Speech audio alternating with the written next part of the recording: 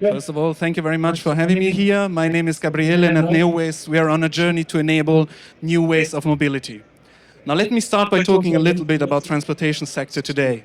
Now, we see that the transportation sector has a lot of challenges coming to it. Now, first and foremost, we would like the transportation sector to go to zero emissions as soon as possible, like every other sector of the economy. But actually, the transportation sector is doing the exact opposite. Even in places where overall emissions are going down, the transportation sector emissions are still rising. And this is in no small part also because of a huge demand for transportation that is constantly rising despite the pandemics, and it's going to double again at least by the year 2050 all over the world. And I think the biggest problem of it is that most transportation systems that we have are outdated. They're all of the last century, and keep updating this infrastructure is going to be very difficult. That's why we do believe that there is space for new mobility system to come about, and that's what we're working on at Neoways. At Neoways, we're working on Hyperloop. Hyperloop consists of vehicles like the one you see in the picture that are magnetically levitating inside a vacuum tube. This allows us to go at very high speed while at the same time having no emissions and very low energy consumption. Moreover, by having relatively small vehicle, we can offer non-stop connections. So your pod brings you directly to your destination without the need to stop like a train would, while at the same time having a very high system capacity, even higher than high-speed rail.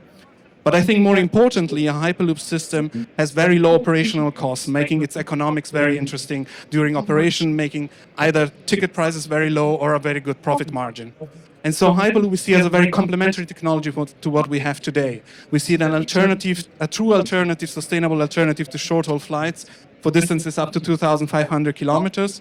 And we see it as an alternative to high-speed rail where it doesn't exist, but even where railway systems exist, a Hyperloop can complement them by, for instance, having Hyperloop focused on high-speed transportation and rail on lower speed and cargo transportation.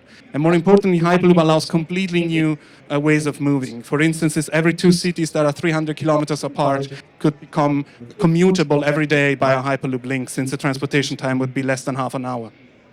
Now, we do see that there is a lot of places all over the world that are recognizing the potential of this technology. Just in the last couple of months, the European Commission defined Hyperloop as one of the transportation priorities to be developed over the next 5 years. And we also see that in India and China, state-funded universities have started building infrastructure, and actually routes in several places are in discussions. China in particular is looking at a 150-kilometer Hyperloop route to start in Shanghai and to be built within the next 10 years. Now, the team behind Neoways has actually been working on Hyperloop technology for a long time. My co-founders and I started back in 2016 when we took part in the Spaces Hyperloop competition, an international competition that we won 4 times in a row.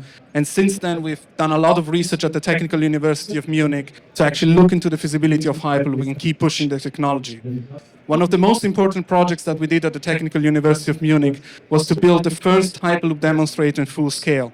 Now, as you can see from the colleague in the picture on the right, this is a passenger-sized system that is not only capable of fitting passengers inside, but is actually certified to run with operation as the first facility certified by TÜV Süd, a German certification company, and now also allowed us to be the first one to actually ride with passengers in a vacuum. So do a first test ride in a vacuum in Europe. With passengers, and now allows us with Neoways to take this technology that was developed in a research environment to scale it up in the commercial setup. Now with Neoways, we know we're not going to do Hyperloop on our own. We need a strong network of partners, and we recently founded a company that are now setting up a good network of partners and supporters and bring construction know-how, planning know-how, engineering know-how. We need operators, we need local authorities to bring them all together, but we can come in with our Hyperloop specific knowledge and combine them as a system integrator and technology provider.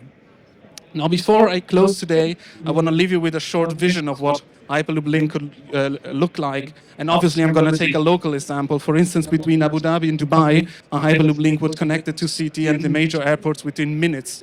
And this is actually another 150-kilometer line that I believe could be done even faster than the one in China. So we are looking for partners and investors very soon. So if you're interested, come talk to me. My name is Gabriele. I have a booth over there. Thank you very much.